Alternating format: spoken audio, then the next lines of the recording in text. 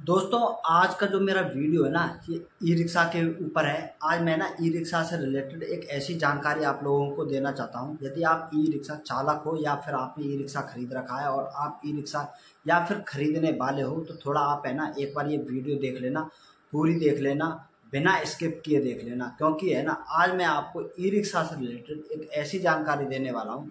कहीं ऐसा ना हो कि आप ई रिक्शा खरीदने वाले हों और शायद हो सके तो आपका पैसा भी बेकार चले जाए, या फिर आप पहले से ई रिक्शा चला रहे हैं और आपको है ना मैं थोड़ा सतर्क कर सकता हूँ इस चीज़ के लिए कि हाँ, आप है ना थोड़ा समझ जाना।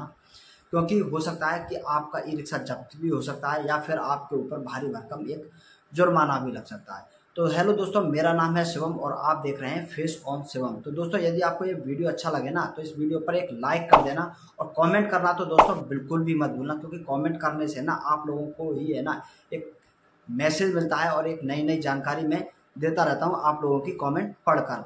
यदि आप चैनल पर नए हो तो चैनल को सब्सक्राइब करना बिल्कुल भी मत भूलना। तो शुरू करते हैं अपनी वीडियो।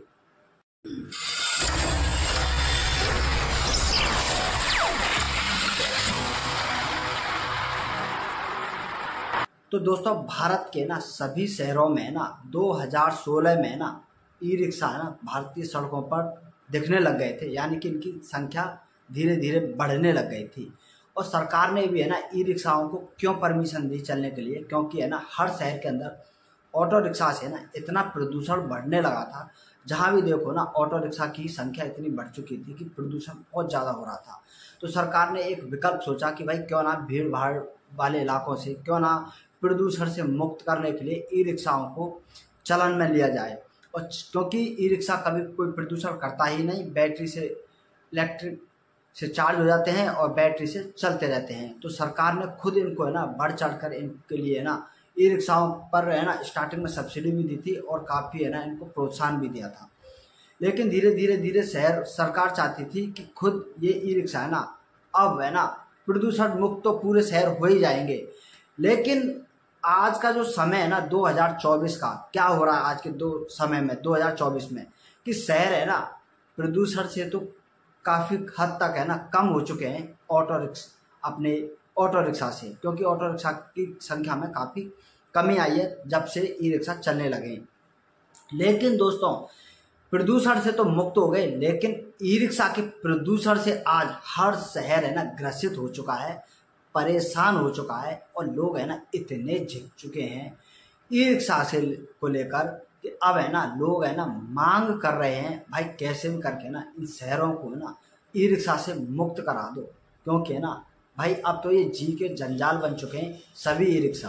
तो दोस्तों, मैं ऐसा क्यों बोल रहा हूँ कि ई रिक्शा जी के जंजाल क्यों बन गए हैं और प्रदूषण मुक्त करने वाला आज ई रिक्शा खुद एक प्रदूषण क्यों बन चुका है। तो दोस्तों, ऐसा इसलिए मैं बोल रहा हूँ कि आप है ना किसी भी शहर में देख लेना, हर लोग है ना ई रिक्शा के आतंक से इसलिए परेशान है कि इनकी संख्या है ना अब है ना इतनी हो चुकी है कि है ना शायद सवारियां भी इतनी नहीं है जितनी कि ई रिक्शे हो चुके हैं।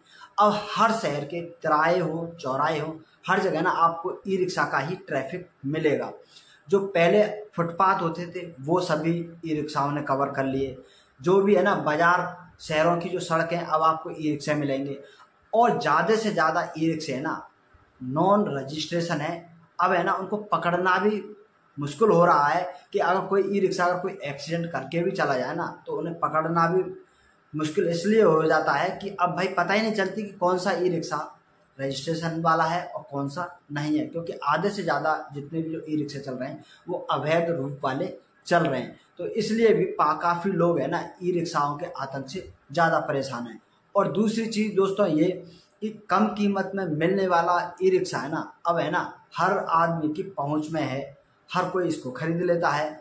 आज कल कोई थोड़ा सा भी अगर 10 20 30 हज़ार रुपये हुए और सोचा यार क्या काम किया जाए तो एक ई रिक्शा खरीद लो। अब इस तरीके से ना ई रिक्शे की संख्या इतनी बढ़ चुकी है, चाहे वो बस स्टैंड हो, चाहे वो रेलवे स्टेशन हो, चाहे सरकार या शहर की कोई भी ऐसी जगह नहीं छोड़ी जहां पर आपको ई रिक्शे खड़े हुए नहीं मिल जाएंगे। तो ऐसे में ना अब ई रिक्शे को ना सरकार है ना जल्द है ना बैन करने वाली है। क्यों बैन करने वाली है? क्योंकि है ना काफ़ी शहरों के अंदर तो अवैध चार्जिंग स्टेशन भी चल रहे हैं ई रिक्शाओं को चार्ज करने के लिए। जो आम लोगों के लिए जो फुटपाथ थे वो बिल्कुल ख़त्म कर दिए ई रिक्शाओं ने। कब कोई ई रिक्शा एक्सीडेंट करके चले जाए पता ही नहीं चलती, भाई कहाँ से पकड़ेंगे, कोई रजिस्ट्रेशन ही नहीं है। तो ऐसी स्थिति को देखते हुए ना अब है ना सरकार कब कदम उठाए आप कुछ नहीं कह सकते कि कब है ना ई रिक्शाओं को बंद कर दिया जा सकता है। उन लोगों के लिए मैं आज एक मैसेज देना चाहता हूँ अपनी इस वीडियो के माध्यम से, जो ई रिक्शा खरीदना चाहते हैं तो दोस्तों आप ई रिक्शा ना खरीद के ना आप ऑटो रिक्शा खरीदिए। क्योंकि ऑटो रिक्शा है ना एक है ना आपको इसमें रजिस्ट्रेशन मिलेगा और सरकार की सारी गाइडलाइंस और कंपनी भी है जो भी बनाती है इसके अंदर जो भी फीचर लेकर आती है वो है ना सारे ट्रैफिक नियमों को लेकर आती है।